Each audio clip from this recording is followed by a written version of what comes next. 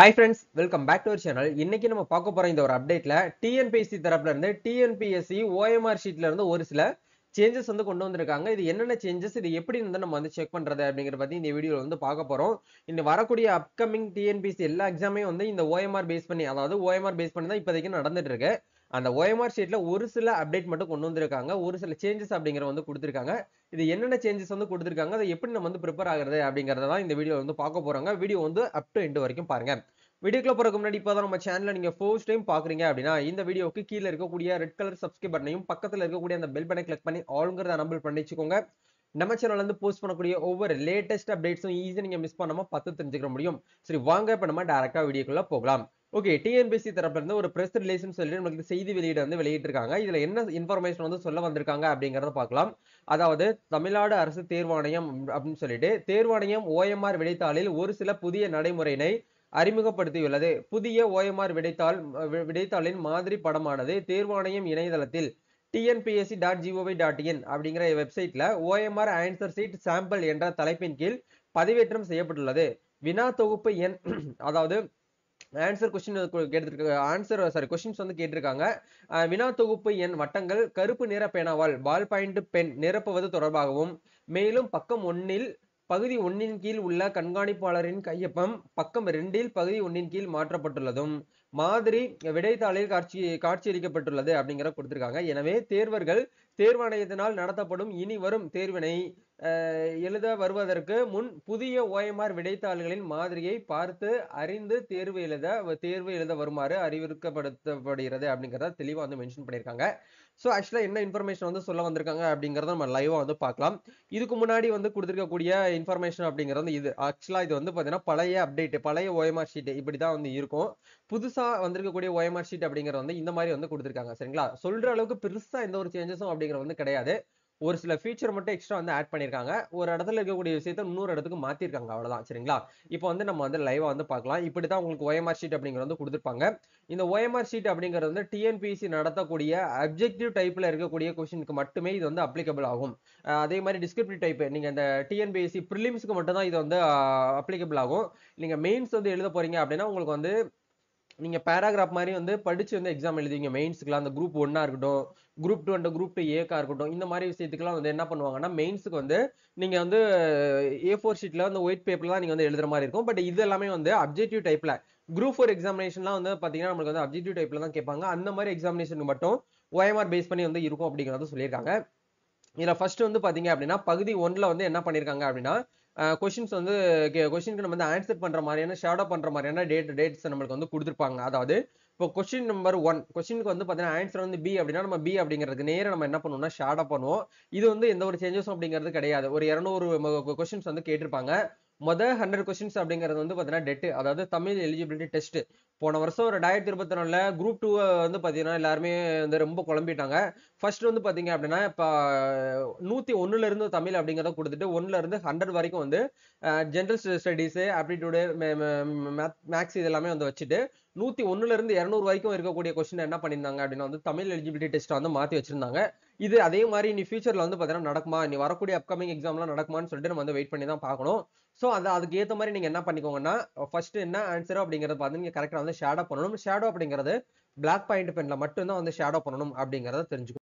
அப்படியே ஒன்ஸ் இதெல்லாம் நீங்க பார்த்ததுக்கு அப்புறம் அப்படியே நீங்க இந்த சைடு லெஃப்ட் சைடுல வந்தீங்க அப்படின்னா உங்களுக்கு வந்து பார்ட் 2ன்னு சொல்லிட்டு ஒரு ஆப்ஷன் கொடுத்திருப்பாங்க. அதாவது ஓஎம்ஆர் ஆன்சர் ஷீட்னு சொல்லிட்டு பக்கம் 1. சரிங்களா, இந்த இடத்துல சீரியல் நம்பர் அப்படிங்கிற இடத்துல இதுல எதுவுமே நீங்க வந்து ஃபில் பண்ண தேவையில்லை. சீரியல் நம்பர் ஆட்டோமேட்டிக்கா உங்களுக்கு வந்து பிரிண்ட் ஆயிருக்கும். இந்த இடத்துல உங்களுடைய போட்டோ வந்து பிரிண்ட் ஆயிருக்கும். நேம் ஆஃப் த கேண்டிடேட் அப்படிங்கிற இடத்துல உங்களுடைய பேர் வந்து ஓடிஆர் ரெஜிஸ்ட்ரேஷன், அதாவது ஒன் டைம் ரெஜிஸ்ட்ரேஷன் வந்து எப்படி இருக்கோ அதே ஒரு நேம் வந்து இந்த இடத்துல இருக்கும். இப்போ நீங்க குரூப் 4 எக்ஸாம் வந்து எழுத போறீங்க அப்படின்னா குரூப் 4 எக்ஸாமோட ரெஜிஸ்ட்ரேஷன் நம்பர் இருக்கும். என்ன சப்ஜெக்ட்டோ அந்த சப்ஜெக்ட் இருக்கும். சென்டர் நேம் இருக்கும், வேன்யூ இருக்கும், டேட், செக்ஷன் சொல்லிட்டு உங்களுக்கு இந்த இடத்துல எல்லாமே உங்களுக்கு இந்த இடத்துல வந்து கொடுத்திருப்பாங்க. சரிங்களா, இது எல்லாமே ஒன்ஸ் வந்து நீங்க வந்து படிச்சு பார்த்துக்கோங்க. அப்படி கீழே வந்து ஸ்க்ரோல் பண்ணீங்க அப்படின்னா உங்களுக்கு இந்த இடத்துல செக்ஷன் 2 பிரிவு 2 அப்படிங்கிற இடத்துல நம்மள வந்து என்ன பண்ண சொல்லுவாங்கன்னா இதெல்லாம் எக்ஸாம் எழுதி முடிச்சதுக்கு அப்புறம் ஏக்கு வந்து டோட்டலா இப்போ வந்து ஃபர்ஸ்ட் வந்து ஏக்கு வந்து எவ்வளவு ஆன்சர் பண்ணிருக்கீங்க அப்படிங்கறத டோட்டலா நீங்க வந்து இந்த இடத்துல எழுதுற மாதிரி இருக்கும். பிக்கு எவ்வளவு எழுதிருக்கீங்க, சிக்கு எவ்வளவு எழுதிருக்கீங்க அப்படிங்கிறது எல்லாமே உங்களுக்கு இந்த இடத்துல கீழ வந்து கொடுப்பாங்க. பட் அதுக்கு முன்னாடி இந்த இடத்துல செக்ஷன் 2 அப்படிங்கிற இடத்துல நீங்க என்ன பண்ணணும்னா உங்களோட கொஸ்டின் புக்லெட், அதாவது உங்களுக்குன்னு சொல்லிட்டு தனியா ஒரு கொஸ்டின் கொடுத்திருப்பாங்க. அந்த கொஸ்டின் புக்லெட் வினா தொகுப்பு எண் சொல்லிட்டு உங்களுக்கு ஒரு நம்பர் இருக்கும், மேல கொஸ்டின் புக்லெட்லயே இருக்கும். அந்த நம்பர் அப்படியே இந்த இடத்துல பார்த்து ஃபுல்லா நீங்க வந்து பிளாக் பென்ல எழுதிட்டு அதுக்கு நேர இருக்கக்கூடிய பாயிண்ட்டை நீங்க வந்து ஷேடோ பண்ற மாதிரி இருக்கும். ஷேடோ பண்ணிட்டு நீங்க என்ன பண்ணணும்னா பிரசன்ட்னா பிரசன்ட், ஆப்சென்ட்னா ஆப்சென்ட் அப்படிங்கறத நம்ம வந்து ஷேடோ பண்ணணும். இந்த இடத்துலயும் ஷேடோ பண்ற மாதிரி இருக்கும். சரிங்களா? இதெல்லாமே கொடுத்துட்டு அப்படியே கீழ வந்து ஸ்க்ரோல் பண்ணி வந்தோம் அப்படின்னா நம்மளுக்கு புதுசா ஒரு விஷயத்தை வந்து கொடுத்திருக்காங்க. ஆக்சுவலா வந்து இது நாள் வரைக்கும் நம்மளுக்கு இந்த இன்ஸ்ட்ரக்ஷன் நம்ம படிச்சு பார்ப்போம் இல்லையா? பக்கம் 2ல வந்து நம்மளுக்கு கிட்டத்தட்ட ஒரு 1ல இருந்து ஒரு 13 பாயிண்ட் வந்து கொடுத்திருப்பாங்க. நம்ம எக்ஸாமினேஷன் அட்டெண்ட் பண்றதுக்கு முன்னாடி OMR ஷீட் வந்து எப்படி வந்து ஹேண்டில் பண்ணணும் அப்படிங்கிற மாதிரி ஒரு 13 பாயிண்ட் வந்து நம்மளுக்கு வந்து கொடுத்திருப்பாங்க. அந்த 13 பாயிண்ட்டுக்கு கீழ நீங்க எக்ஸாம் எழுத போறதுக்கு முன்னாடி வந்து நம்ம அதாவது தேர்வருடைய சிக்னேச்சர் அப்படிங்கறத நம்ம இந்த இடத்துல வந்து பண்ற மாதிரி இருக்கும். தேர்வருடைய சிக்னேச்சர் பண்ணதுக்கு அப்புறம் தான் நம்ம வந்து ஆன்சர் அப்படிங்கறதுல கை வைக்கணும். இதுதான் வந்து இது நாள் வரைக்கும் நடைமுறையில இருந்தது.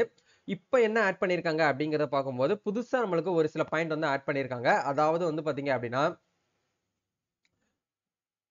கீழ புதுசா இந்த ஆப்ஷன் நம்மளுக்கு வந்து கொண்டு வந்திருக்காங்க. அதாவது சிக்னேச்சர் ஆஃப் த இன்விஜிலேட்டர், அதாவது கண்காணிப்பாளருடைய சிக்னேச்சரும் நீங்க வந்து தேர்வு முடிந்த பின்னர் வந்து இந்த இடத்துல வந்து சிக்னேச்சர் வந்து பண்ணணும் அப்படிங்கிற மாதிரி புதுசா ஒரு ஆப்ஷன் வந்து இதுல வந்து கொண்டு வந்திருக்காங்க. ஏற்கனவே நம்மளுக்கு அதாவது கேண்டிடேட்ஸ் வந்து சைன் பண்ற மாதிரியான டேப் மட்டும் தான் உங்களுக்கு இந்த இடத்துல கொடுத்திருப்பாங்க. இப்போதைக்கு இந்த புதுசா ஒரு ஃபீச்சர் அப்படிங்கறத வந்து ஆட் பண்ணிருக்காங்க. இது எதுக்காக கொடுத்திருக்காங்க அப்படின்னா, அதாவது தேர்வர்கள் வந்து எல்லாமே கரெக்ட்டா தான் ஆன்சர் பண்ணிருக்காங்களா, ஏதாச்சும் தப்பு பண்ணாம கரெக்ட்டா பண்ணிருக்காங்களா அப்படிங்கறத நீங்க வெரிஃபை பண்ணிட்டு என்ன பண்ணுங்க அப்படின்னா சைன் பண்ணுங்க அப்படிங்கிற மாதிரி வந்து இந்த இடத்துல பாயிண்ட்ல வந்து கொடுத்திருக்காங்க. ஏற்கனவே இந்த இடத்துலயும் வந்து தேர்வருடைய கையொப்பமும் இன்விஜிலேட்டர் கையொப்பமும் இந்த இடத்துல வந்து இருக்கும். தேர்வு முடிந்த பின் நம்ம வந்து சைன் பண்ற மாதிரி இருக்கும். சோ இந்த இடத்துல வந்து நம்ம 2 இடத்துல சைன் பண்ற மாதிரி இருக்கும். ஒண்ணு நம்ம எக்ஸாம் எழுதுறதுக்கு முன்னாடி இந்த இடத்துல சைன் பண்ணணும். எக்ஸாம் எழுதி முடிச்சதுக்கு அப்புறம் நம்ம எல்லாமே ஆன்சர் ஏல இருந்து எவ்வளவு நம்ம ஆன்சர் பண்ணிருக்கோம், பிக்கு எவ்வளவு பண்ணிருக்கோம், சிக்கு எவ்வளவு பண்ணிருக்கோம், டிக்கு எவ்வளவு பண்ணிருக்கோம், ஈக்கு எவ்வளவு பண்ணிருக்கோம்ங்கறத அப்படியே பார்த்து நம்ம இந்த இடத்துல எழுதுவோம். இதெல்லாம் எழுதி முடிச்சதுக்கு அப்புறம் இந்த இடத்துல நம்ம தேர்வரணி கையொப்பம்ங்கிற இடத்துல தேர்வு முடிந்த பின் நம்ம வந்து சைன் பண்ணுவோம். சைன் பண்ணி முடிச்சதுக்கு அப்புறமா வந்து பாத்தீங்கன்னா இடது பெருவிரல் ரேகையை வந்து நம்ம வந்து என்ன பண்ணுவோம்னா தம்ப் இம்ப்ரஸ் நம்ம வந்து வைக்கிற மாதிரி இருக்கும். அதாவது கைரேகை நம்ம வந்து இந்த இடத்துல வந்து வைக்கிற மாதிரி இருக்கும். இப்போ அந்த இடத்துல புதுசா வந்து நம்மளுக்கு என்ன கொண்டு வந்திருக்காங்கன்னா அந்த பயோமெட்ரிக் வந்து நம்ம கை ரேகை விழுகிற மாதிரியான அந்த ஒரு லோகோ, அந்த ஒரு ஐகான் நம்மளுக்கு உள்ள வந்து கொடுத்திருக்காங்க. இது வந்து பார்க்கிறதுக்கு நல்லா இருக்குது. அதே மாதிரி வந்து இந்த இடத்துல வந்து என்ன பண்ணுவாங்கன்னா அந்த தேர்வு கண்காணிப்பாளர் வந்து நம்ம எல்லாமே கரெக்டா வந்து ஆன்சர் பண்ணிருக்கோமா, ஏக்கு வந்து எவ்வளவு ஆன்சர் பண்ணிருக்கோங்கிறத அவங்க மேனுவலா இங்க நம்ம எழுதியிருக்கிறத அப்படியே பார்த்து இந்த இடத்துல அவங்க வந்து எழுதி அவங்க வந்து சைன் பண்ணுவாங்க. இதுதான் வந்து பாத்தீங்கன்னா OMR ஷீட் வந்து இப்ப லேட்டஸ்ட் அப்டேட்டா வந்து நம்மளுக்கு வந்து கொடுத்திருக்காங்க. பெருசா எந்த ஒரு மாற்றம் வந்து கிடையாது. எக்ஸ்ட்ரா வந்து பாத்தீங்க அப்படின்னா இந்த இடத்துல வந்து ஒரு டேப் வந்து கொடுத்திருக்காங்க. சரிங்களா? அவ்வளவுதான். மத்தபடி வந்து பாத்தீங்கன்னா இன்ஸ்ட்ரக்ஷன்ல எல்லாமே வந்து உங்களுக்கு வந்து ஏற்கனவே இருக்கிற மாதிரி அந்த 13 பாயிண்ட் அப்படியே வந்து கொடுத்திருக்காங்க. வேற எந்த ஒரு சேஞ்சஸும் கிடையாது. சோ இத ஒன்ஸ் நீங்க வந்து படிச்சு பார்த்துட்டு அதுக்கப்புறம் நீங்க வந்து எக்ஸாம் எழுதுறதுக்கு வந்து ஸ்டார்ட் பண்ணுங்க. இந்த பிடிஎஃப்கான லிங்க் நான் எல்லாம் என்ன பண்ணிருக்கேன்னா கீழே டிஸ்கிரிப்ஷன்ல கொடுத்திருக்கேன். ஒன்ஸ் நீங்க டிஎன்பிஎஸ்சி ஆஸ்பிரண்ட்ஸா இருக்கிறவங்க நீங்க வந்து பிரிண்ட் அவுட் போட்டு வச்சுக்கோங்க. கண்டிப்பா நீங்க வந்து எக்ஸாம் இன்ஸ்டியூட்லாம் நீங்க வந்து படிச்சுக்கிறவங்க கண்டிப்பா டெஸ்ட் பேட்ச்னு சொல்லிட்டு ஒண்ணு வைப்பாங்க. அந்த டெஸ்ட் பேட்ச்ல இந்த மாதிரி உங்களுக்கு வந்து OMR ஷீட் பேஸ் பண்ணி தான் வந்து டெஸ்ட் பேட்ச் வந்து இருக்கும். நீங்க ரெகுலரா வந்து ப்ரிப்பேர் பண்றவங்களுக்கு எந்த ஒரு பிரச்சனையும் கிடையாது. இன்ஸ்டியூட்ல படிக்காம வீட்லயே படிச்சிட்டு இருக்கீங்க அப்படின்னா உங்களுக்குன்னு சொல்லிட்டு தனியா நீங்க என்ன பண்ணுங்கன்னா OMR ஷீட்டை பிரிண்ட் அவுட் போட்டு நீங்க என்ன பண்ணுங்கன்னா மேனுவலா வந்து பாத்தீங்கன்னா OMR ஷீட் வந்து எப்படி வந்து ஃபில் பண்ணணும் அப்படிங்கிற விஷயத்தை நீங்க வந்து ஹேண்டில் பண்ணணும் அப்படிங்கறத நீங்க ஒரு 1 or 2 டைம்ஸ் வந்து ட்ரை பண்ணி பாத்தீங்கன்னா உங்களுக்கு வந்து ரொம்பவே வந்து பாத்தீங்கன்னா ஹெல்ப்ஃபுல்லா இருக்கும். சரிங்களா? சோ எப்பயும் போல வந்து பாத்தீங்கன்னா நீங்க மார்க் ஆன்சர் வந்து பண்ணும்போது ஒரு கொஸ்டினுக்கு வந்து ஒரு ஆன்சர் தான் பண்ணணும்.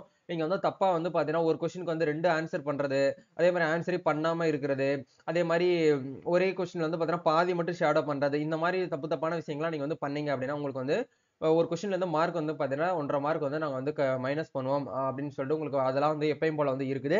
சோ கொஞ்சம் நீங்க கரெக்டா கவனமா வந்து என்ன பண்ணிக்கோங்கன்னா இந்த இடத்துல ஃபில் பண்ணுங்க அப்படிங்கறத வந்து அப்டேட் பண்ணிருக்காங்க. சரிங்களா? இதுதான் வந்து அவங்க பிரஸ் ரிலீஸ்ல, அதாவது வந்து அந்த செய்தி வெளியில வந்து அறிவிப்பா வந்து வெளியிட்டிருக்காங்க.